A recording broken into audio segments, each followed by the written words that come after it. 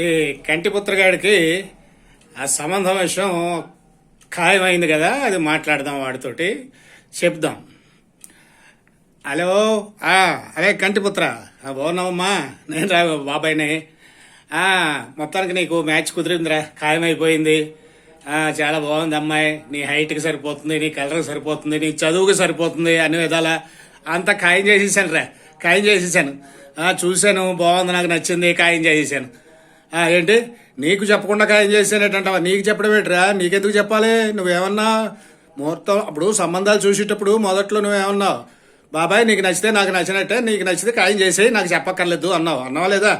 నీకు నచ్చితే నాకు నచ్చినట్టే అన్నావా లేదా? మరి ఆ స్టెప్ తోటి నేను వెళ్ళాను, చాలా సంబంధాలు చూశాను, చెప్తున్నాను కదా, మీ నాన్నకి చెప్తున్నాను, నీకు చెప్తున్నాను.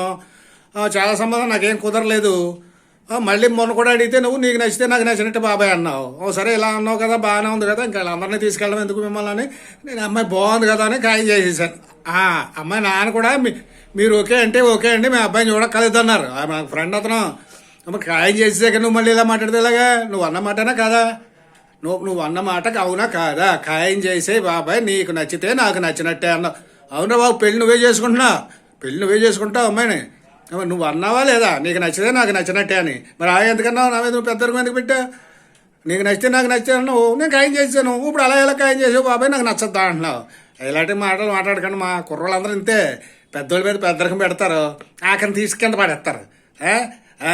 ఇగో చేసుకుంటే అమ్మాయిని చేసుకో, లేకపోతే నీకు సంబంధం నేను చూడను, నీ ఇష్టం తంటాలు పడు, పెడతాను పోను.